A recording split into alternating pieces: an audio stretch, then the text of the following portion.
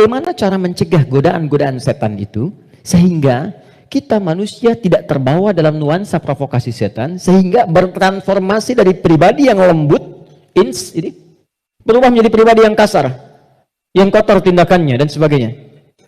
Maka yang pertama kata Al-Quran, teruskan ayatnya, waqad khaba man dassaha. Ingat ya, kalau sifat fujur itu diperturutkan, diikuti, dusta diikuti, sombong diikuti, jadi perilaku jadi sombong, belum apa-apa sudah mulai pamer, sudah macam-macam dan sebagainya. Perhatikan, khab, pikirkan dulu kata Allah kalau mau sombong, pikirkan kalau ingin dusta, pikirkan kalau ingin berbuat hal-hal yang buruk. Khab, muaranya, ujungnya pasti kehinaan. Ini. Jadi sebelum berbuat sesuatu yang menyimpang, kalau Anda ingin berkata kotor, pikirkan dulu. Karena ketika itu keluar, Anda akan terhina, kata Allah. Anda akan terhina. Kalau bukan ada yang di hadapan, orang lain yang akan tergerak untuk menghinakan itu. Karena itu tidak sedikit orang yang mengeluarkan kata-kata kotor dalam kehidupan, terekspos kemudian, bukankah dirinya menjadi rendah? Mau sombong, bagi dirinya mungkin hanya ingin menampilkan kerja keras saja. Tapi ketika ditampilkan dalam bentuk sombong, diikuti provokasi ini, maka apa yang terjadi? Khab. Kata Allah, ujung-ujungnya pasti ini, terhina hidupnya. Entah itu mendapatkan celaan, entah itu mendapatkan cacian. Jadi semua bentuk keburukan yang dialami oleh manusia itu kembali kepada perilakunya. Dan pada akhirnya adalah mengikuti bisikan-bisikan yang disampaikan oleh setan. Jadi yang pertama kali, kalau terfikir sesuatu yang buruk, langsung kata Allah pikirkan. Maaf ya, hei jangan kerjakan. Kalau tidak, kamu akan terhina di ujung. Maaf sekali lagi, maaf. Seseorang ketika berbuat korupsi misalnya, dia merasakan akan mendapatkan sesuatu yang besar. Tapi Quran menasihati jangan lakukan. Karena kamu akan terhina. Betapa itu terbukti ketika dia diketahui. Entah itu KPK, kejaksaan atau polisi, menangkap dan seterusnya. Perhatikan, apa hukuman yang didapatkan dalam kehidupan sosialnya. Cacian, makian, celaan. Dan yang paling dahsyat, bukan hanya orang yang melakukan, sampai anaknya dapat bagiannya. Padahal tidak pernah mengerjakannya. Keluarganya mendapatkan bagiannya, padahal tidak pernah melakukannya. Karena itu, masuk kepada yang kedua. Nahnu narzuqukum wa iyyahum, atau nahnu narzuquhum wa iyyakum. Ada dua ayat.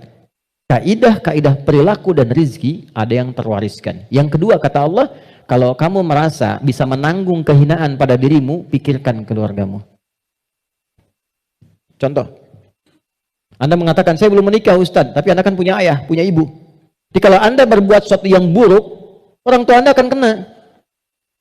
Anda berbuat maksiat, terjebak dengan perbuatan buruk, menggunakan benda-benda yang haram misalnya, atau mencuri atau macam-macam, waliyadzubillah. Dilakukan itu, diketahui, diekspos di publik, bukan punya Anda, bukan hanya Anda, ibu Anda akan kena, ayah Anda akan kena.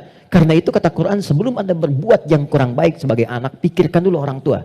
Jadi kalau merasa sebagai anak saya akan menanggung itu nggak apa-apa, pikirkan orang tua Anda.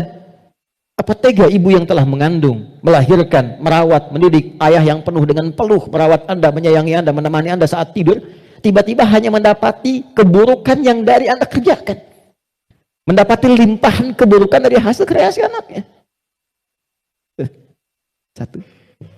Tapi kalau Anda orang tua, maka ingat anak dan keluarga. Saya sedih ya dapat beberapa informasi yang kadang-kadang dari instansi pemerintahan juga konsultasi. Salah satunya yaitu kok masih ada yang nekat berbuat seperti ini. Anda bisa bayangkan seorang bapak korupsi, anaknya dibully di sekolah sampai dia putus sekolah. Salah apa anaknya? Ibunya berbuat maksiat, ketahuan. Keluarganya yang kena. Suaminya yang hancur karirnya. Karena yang istrinya berbuat yang tidak bagus, berselingkuh, bergaul dengan pasangan yang lainnya, suaminya yang kena, suami yang kemudian diputus pekerjaannya, anak-anak yang kena bulinya. Jadi masuk yang kedua, ketika ada seseorang yang berpikir mengikuti provokasi setan, kata Allah, pikirkan keluargamu, pikirkan anakmu. Yang ketiga, yang terakhir, pikirkan kematian. Wafat. Jadi kalau sedang terdorong oleh nafsu yang diarahkan oleh setan untuk berbuat yang buruk, misal, maaf, ingin mencela orang, hanya sekedar bikin status. Coba bayangkan saat berbuat seperti itu, Anda diwafatkan oleh Allah Subhanahu wa Ta'ala. Apakah mau wafat dalam keadaan sedang berbuat maksiat? Sementara selama ini Anda sholat, Anda puasa, Anda zakat dan sebagainya. Tiba kemudian berbuat maksiat dan wafat dalam keadaan demikian. Itu puncak terakhirnya yang paling cepat bisa mengendalikan nafsu kita supaya tercegah dari perbuatan yang buruk. Selebihnya di situ doa-doa untuk menguatkan itu semua. Ada ayat kursi, ada surah, 3 surah paling favorit semuka bumi terakhir. Al-Ikhlas, Al-Falaq, An-Nas. Ada istighfar dan lain sebagainya.